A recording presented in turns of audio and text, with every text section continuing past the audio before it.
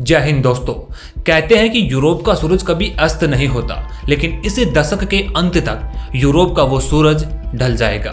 Europe को आपने हमेशा एक प्रीमियम और लग्जरी डेस्टिनेशन के रूप में देखा है, लेकिन आज यूरोप के कई देश रिसेशन में डूब रहे हैं। जर्मनी की इकोनॉमी तो लगातार 2 क्वार्टर से माइनस में जा रही है। वहीं अमेरिका में कई बैंक डूब रहे हैं और काफी संभावना जताई जा रही है कि इसी साल यूके और यूएस भी रिसेशन में जा सकते हैं। इस समय दुनिया के कई डेवलप्ड नेशन स्लो डाउन से जूझ रहे हैं। कई ग्लोबल चैलेंजेस बने हुए हैं। रूस यूक्रेन युद्ध की वजह से दुनिया में कंप्लीट इनस्टेबिलिटी चल रही है। तो ऐसे समय में भारत की जीडीपी ग्रोथ रेट ने पूरी दुनिया को हैरान कर दिया है। भारत की ग्रोथ रेट 2022-23 में 7.2% रही है। अब ये बेहतर इसलिए है क्योंकि दुनिया मानकर के चल रही थी कि भारत की ग्रोथ रेट केवल 6.8% के आसपास रह सकती है। सरकार का अनुमान भी 7% का ही था। 2022-23 के क्वार्टर 1 में ये 13.1%, क्वार्टर 2 में 6.2%, क्वार्टर 3 में 4.5% और क्वार्टर 4 में 6.1% रही है। कुल मिलाकर 7.2%, जो कि बहुत बेहतरीन है। 2021-22 में ये आंकड़ा 9.1% का था। तो चलिए समझते हैं कि भारत की इस ग्रोथ का सीक्रेट क्या है और क्यों यूरोपीय देश आज स्लो डाउन में जा रहे हैं। देखो, भारत के इस साल के आंकड़े उम्मीद से ज्यादा बेहतर इसलिए रहे हैं क्योंकि एग्रीकल्चर सेक्टर और सर्विसेज सेक्टर में बहुत ही अच्छी ग्रोथ हुई है। एग्रीकल्चर में 4.5% की ग्रोथ है, जो कि पिछले साल तकरीबन 3.5% थी। वहीं सर्विसेज सेक्टर में 11% की ग्रोथ है, जो पिछले साल 9% की थी। तो एग्रीकल्चर सेक्टर में इतनी ग्रोथ होने का कारण क्या है? देखो, देश में आज भी 50 से 55% लोग एग्रीकल्चर पर डिपेंड करते हैं। अब एग्रीकल्चर में ग्रोथ होगी तो ये देश के इंक्लूसिव ग्रोथ के लिए बहुत ही अच्छी चीज है। गवर्नमेंट इसको कई प्रकार से प्रमोट कर रही है। फार्मर्स के लिए कई प्रकार की स्कीम्स लाई जा रही हैं, जैसे कि credit facility, subsidies, crop insurance, storage facilities, cold chain से। वहीं सरकार की कोशिश भी है कि फार्मर्स के इनकम को डबल किया जाए। इसके लिए टेक्नोलॉजी का इस्तेमाल किया जा रहा है, जैसे कि नेशनल एग्रीकल्चरल मार्केट ई-नाम, जिसके जरिए इलेक्ट्रॉनिक ट्रेडिंग की जा रही है। फार्मर्स भी न्यू टेक्नोलॉजी का अडॉप्शन कर रहे हैं, जैसे कि सीड्स, फर्टिलाइजर्स और इरिगेशन सिस्टम में इंप्रूवमेंट हुआ है। लेकिन सबसे अच्छी बात यह है कि पिछले 2-3 सालों से भारत में मानसून भी ठीक प्रकार से आ रहा है और इंडियन एग्रीकल्चर मानसून पर ही पूरी तरह से निर्भर होता है। कभी एक साल अच्छा हो जाता है तो 2 साल खराब हो जाता है, तो कभी नॉर्मल रहता है, लेकिन पिछले कुछ समय से यह नॉर्मल चल रहा है, तो ये बहुत ही अच्छी बात है। अब देखो, इसमें और भी कई सारे पहलू है जहां पर इतने अच्छे आंकड़े नहीं मिल पाए हैं। अगर हम मैन्युफैक्चरिंग सेक्टर में देखें तो जीडीपी में वो अच्छा कंट्रीब्यूट नहीं कर रहा है। मैन्युफैक्चरिंग का शेयर जीडीपी में 23 से 24% होना चाहिए, जो अभी 17% ही है।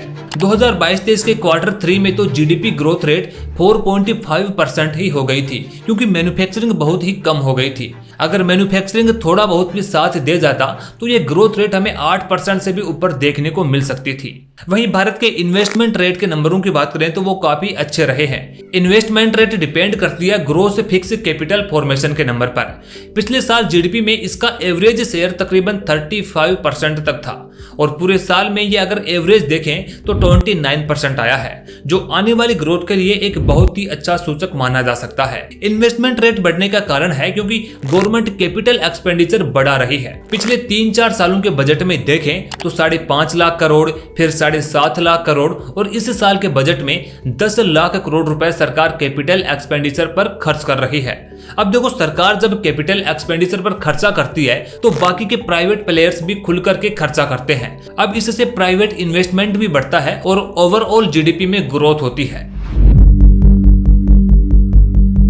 देखो, आज भारत दुनिया की सबसे फास्टेस्ट ग्रोइंग करने वाली कंट्रीज में से एक है। भारत की जीडीपी $3.5 ट्रिलियन पर पहुंच चुकी है। अगर इस समय हम दुनिया की सभी देशों की नॉमिनल जीडीपी को देखें तो यूनाइटेड स्टेट सबसे ऊपर आता है, उसके बाद चाइना, जापान, जर्मनी और नंबर 5 पर आता है इंडिया। भारत की ग्रोथ रेट को अगर हम अमेरिका और चाइना से, यानी कि दुनिया की नंबर 1 और नंबर 2 इकोनॉमी से कंपेयर करें तो पिछले साल अमेरिका की ग्रोथ रेट 2.1% के आसपास रही थी और पिछले लंबे समय से अमेरिका की इकोनॉमी ग्रो भी नहीं कर पा रही है। चाइना के साथ कंपेयर करें तो चाइना की जीडीपी ने पिछले साल 3% से ही ग्रो किया है और अभी चाइना ने टारगेट किया है कि हम 5% से ग्रोथ करेंगे। तो इस बात की पूरी संभावना है कि 2030 तक चाइना यूएस को ओवरटेक करके जीडीपी के मामले में दुनिया की नंबर 1 पोजीशन पर आ जाए। अब देखो चीन और अमेरिका हमसे काफी आगे हैं और उनकी बराबरी तक पहुंचने के लिए हमें 10 से 15 साल लग जाएंगे, और वो भी तब जब हम 8 से 10% की ग्रोथ रेट को मेंटेन रखेंगे। हालांकि 2026 या 2027 तक भारत दुनिया की 3rd लार्जेस्ट इकोनॉमी जरूर बन जाएगा। फिलहाल की बात करें तो भारत जर्मनी से नीचे है, और अब अगर जर्मनी की बात करें तो वो इस समय आर्थिक मंदी में चल रहा है, तो जाहिर सी बात है कि उसकी जीडीपी नेगेटिव में जाएगी। तो भारत के पास यही एक सबसे बड़ा मौका है। अगर भारत दुनिया की 3री सबसे बड़ी अर्थव्यवस्था बन जाता है, जिसकी ओर हम बहुत तेजी से आगे बढ़ भी रहे हैं, तो दुनिया में ऐसा पहली बार होगा कि जब टॉप 4 कंट्रीज में यूरोप का कोई भी देश शामिल नहीं होगा। अब देखो यूरोप का सूरज डूबना तो निश्चित है। कई रिपोर्ट पब्लिश हो रही है कि 2023 में ही पूरा यूरोजोन इस समय रिसेशन में जा चुका है। अब ऐसा नहीं है कि यूरोप के सभी देश मंदी में चले गए हैं, लेकिन जर्मनी ऑलरेडी जा चुका है, यूके की हालत खराब चल ही रही है, ग्रीस, आयरलैंड, लिथुआनिया, माल्टा, नीदरलैंड जैसे कई छोटे देशों की इकोनॉमी नेगेटिव में जा रही है। तो एक प्रकार से देखा जाए तो पूरा यूरोजोन रिसेशन में जा रहा है। अब ब्लूमबर्ग की ये रिपोर्ट देखिए, जहां यूके में 75% और अमेरिका में रिसेशन की संभावना 65% है, लेकिन भारत में रिसेशन आने की संभावना 0% है।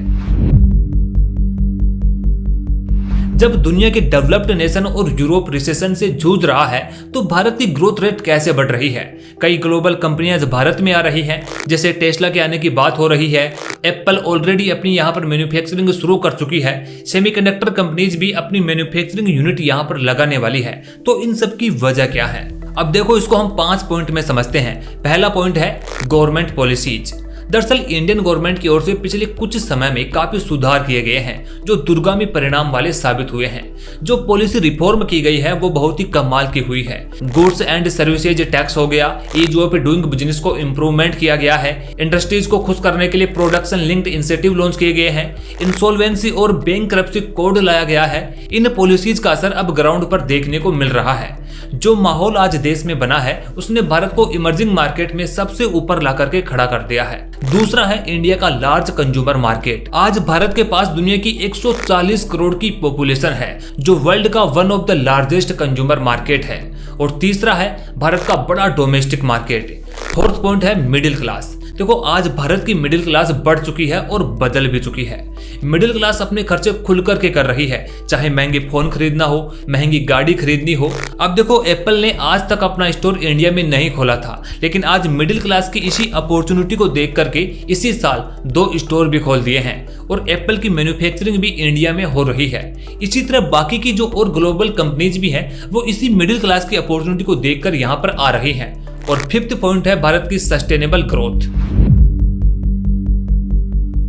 अगर हम चैलेंजेस की बात करें तो सबसे बड़ा चैलेंज मैन्युफैक्चरिंग सेक्टर में है। हालांकि इंडिया का पीएमआई धीरे धीरे ग्रो कर रहा है, और आज जो ग्राउंड तैयार किया जा रहा है, इससे टेस्ला और एप्पल जैसी कई वेस्टर्न कंपनीज यहां आने वाली हैं। तो आने वाले 25 सालों में हमें इसका प्रॉपर रिजल्ट देखने को मिलेगा।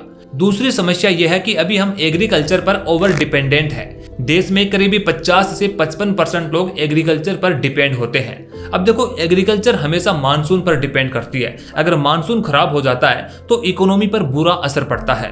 तो अगले 3-4 सालों में एग्रीकल्चर के ऊपर निर्भर लोगों को सर्विसेज सेक्टर में शिफ्ट किया जाए। जो नॉन टेक्नोलॉजी सर्विस सेक्टर हैं, जैसे कि architecture services, business legal services, उसमें काफी ग्रोथ देखी जा रही है।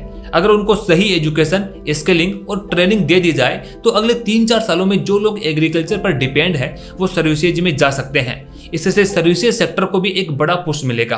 एक सबसे बड़ा नुकसान भारत के एक्सपोर्ट मार्केट को होगा। देखो जब कई देशों की इकोनॉमी नेगेटिव में जा रही है, यूरोप पूरा रिसेशन में जा रहा है, तो भारत के एक्सपोर्ट पर इसका इम्पैक्ट पड़ेगा। भारत यूरोप और अमेरिका को बहुत सारा सामान एक्सपोर्ट करता है। अब जब वहां पर डिमांड ही नहीं रहेगी तो हम एक्सपोर्ट कहां पर करेंगे? इससे हमारी मैन्युफैक्चरिंग कम होगी, तो हमारी जीडीपी ग्रोथ पर भी नेगेटिव असर पड़ेगा।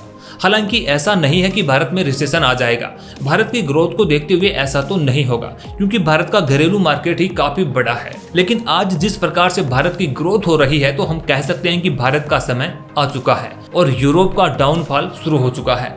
वहीं अगर वीडियो अच्छी लगी तो इसे लाइक और शेयर जरूर करें। वहीं ऐसे और इंटरेस्टिंग टॉपिक्स पर वीडियोस देखने के लिए हमारे चैनल को सब्सक्राइब जरूर कर लें।